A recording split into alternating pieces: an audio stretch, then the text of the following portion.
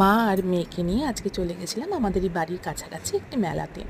এখানে সারা বছরই মেলা থাকে, এগুলো সব পার্মানেন্ট দোকান এখানকার। এখানে খুব সুন্দর সুন্দর জিনিস পাওয়া যায় আর দামটাও ঠিকঠাকই নেয় মোটামুটি।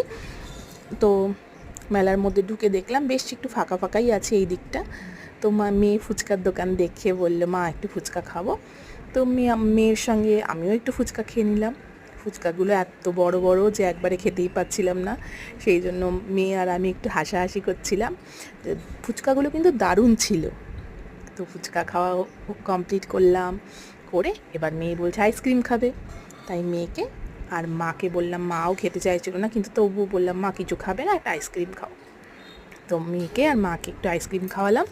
তারপরে এবার আমরা যাব ঠাকুর দর্শন করতে। মেলার ভেতরেই আছে আমাদের এখানে মন্দির।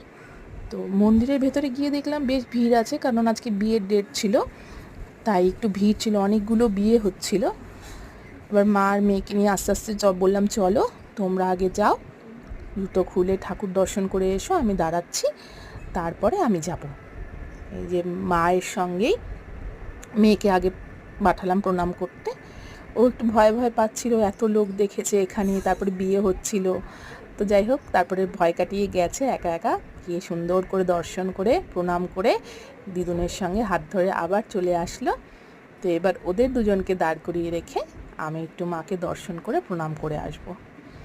এবার আমিও একটু গেলাম, গিয়ে মাকে দর্শন করে ভালো করে প্রণাম করে চলে আসলাম। তো মেলা থেকে ভাইয়ের জন্য কিছু নেওয়া হয়নি, তো ভাবলাম কি নেব। মা বললো ভাইয়ের জন্য একটু চপ কিনে নেবে, তাই এবার বাড়ির দিকে যাচ্ছি বলে একটু চপ কিনলাম। চপ কিনে তারপরে বাড়ির দিকে চলে আসলাম। তো এখনকার মতন টাটা। ভিডিওটি ভালো লাগলে অবশ্যই শেয়ার করবে।